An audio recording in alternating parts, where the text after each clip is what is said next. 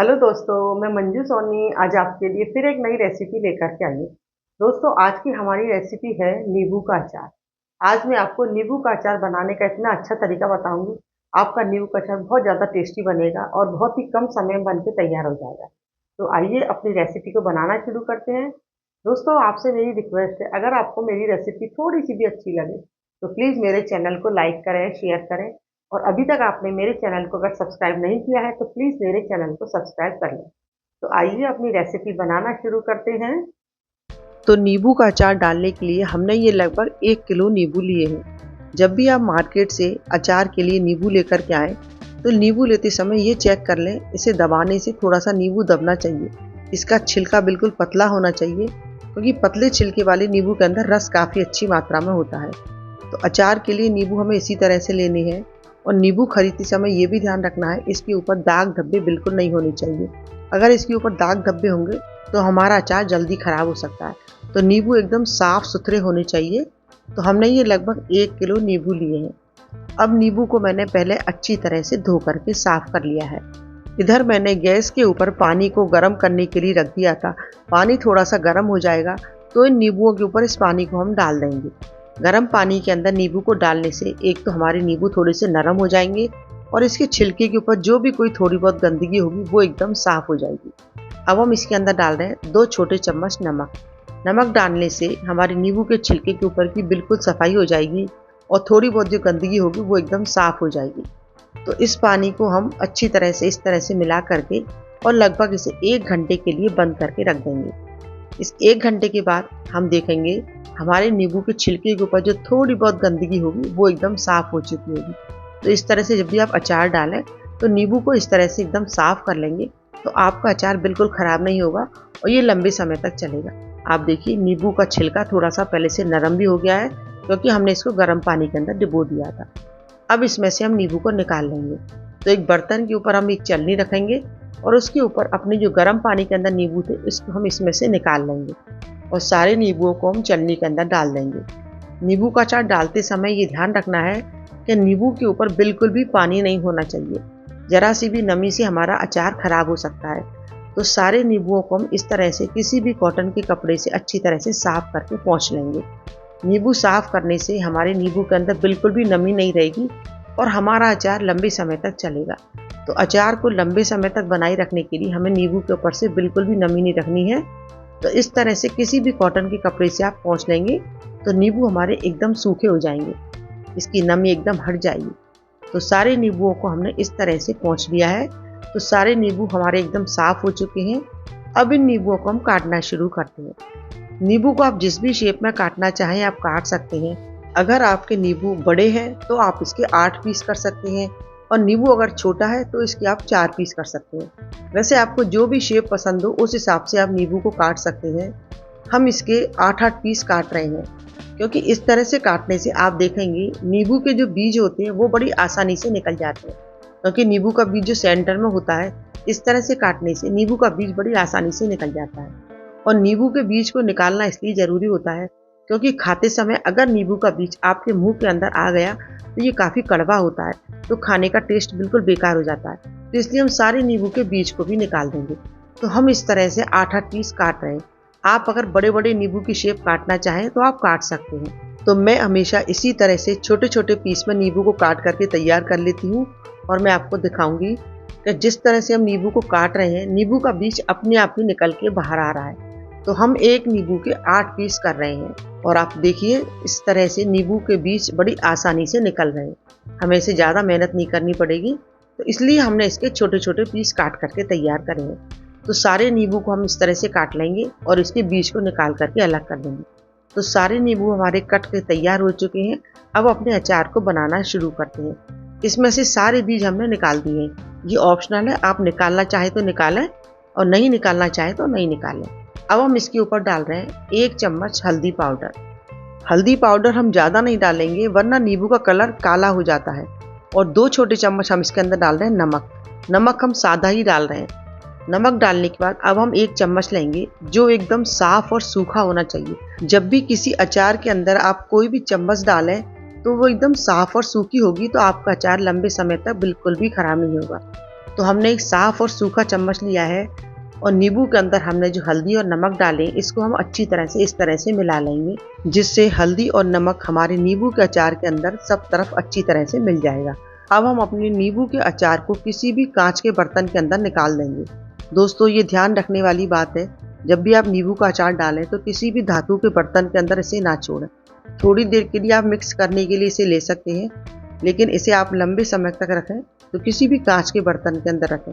धातु के बर्तन के अंदर आपका बर्तन खराब हो सकता है और अचार भी खराब हो जाएगा।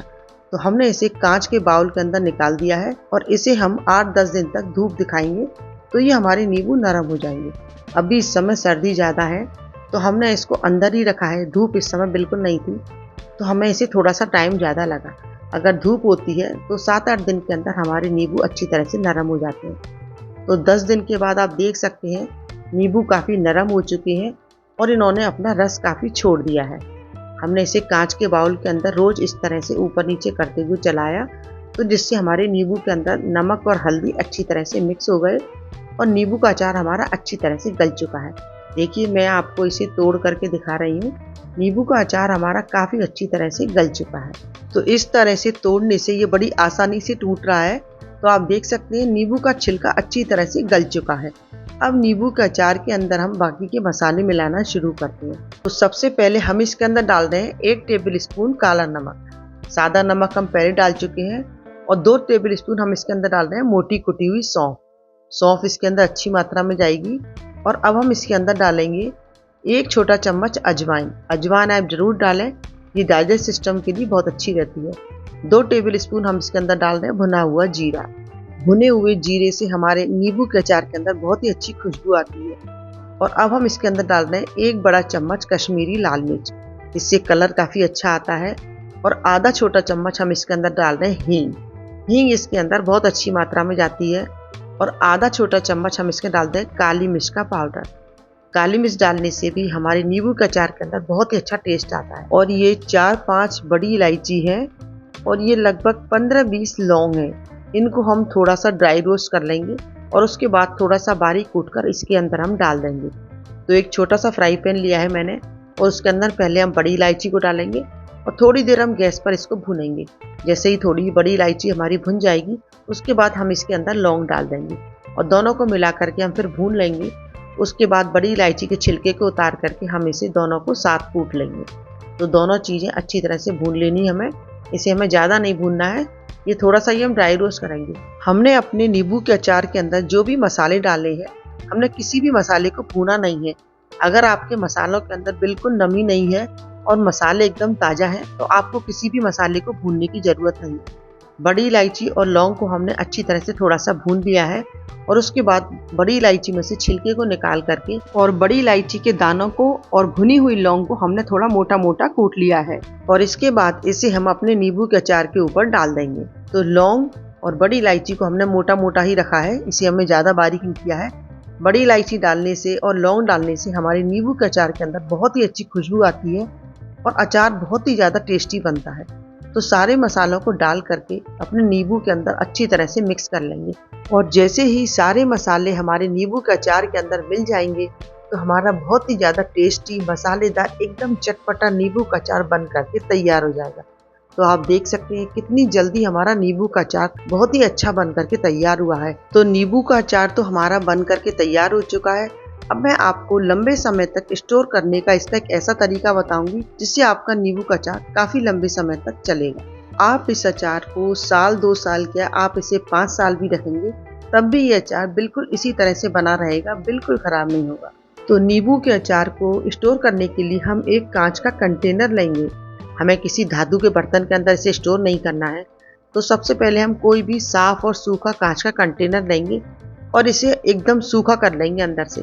या तो इसे धूप दिखा लें या इसे आप थोड़ा सा गैस पर गर्म कर लें। और इसके बाद अगर आपके पास कोयला है तो आप उसका इस्तेमाल कर सकते हैं, लेकिन इस समय किसी के पास कोयले नहीं होते, सबके पास गैस है। तो इसलिए आप एक दालचीनी का टुकड़ा लें, थोड़ा सा बड़ा टुकड़ा लें और उसे आप गैस पर इस तरह से गर्म कर लें। आप देखते जाइए, मैं आपको अचार को लंबे समय तक स्टोर करने का ऐसा तरीका बताऊंगी, आपका अचार बिल्कुल ख़राब नहीं होगा।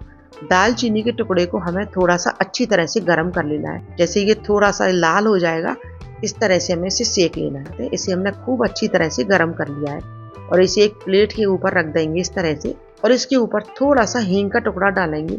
और जैसे इसके अंदर धुआं निकलने लगेगा, उसके बाद इसके ऊपर हम कांच का कंटेनर को रख देंगे। तो जो हींग के जो धुआं उठेगा, उसकी जो खुशबू आएगी, उससे तो क्या होगा, एकदम हमारे अचार के अंदर खुशबू भी बहुत अच्छी आएगी और हमारा अचार लंबे समय तक बिल्कुल खराब नहीं होगा। और इस तरह से हींग का जो धुआं होगा, जो हमारे अचार को प्रिजर्वेटिव का भी काम करेगा। और इस कांच के कंटेनर के अंदर अपने सारे नींबू के अचार को हम भर देंगे। अगर आपका नींबू का अचार इस तरह से स्टोर करोगे तो कभी भी खराब नहीं होगा। मैं आपको 100% गारंटी से बता सकती हूँ, अगर आप कुछ बातों का ध्यान रखेंगे तो आपका कभी भी कोई भी अचार खराब नहीं होगा। आप जब भी किसी अचार के अंदर चम्मच डालें तो वह साफ और सूखा होना चाहिए। कभी भी अन्न के हाथ से आपको अचार नहीं निकालना चाहिए।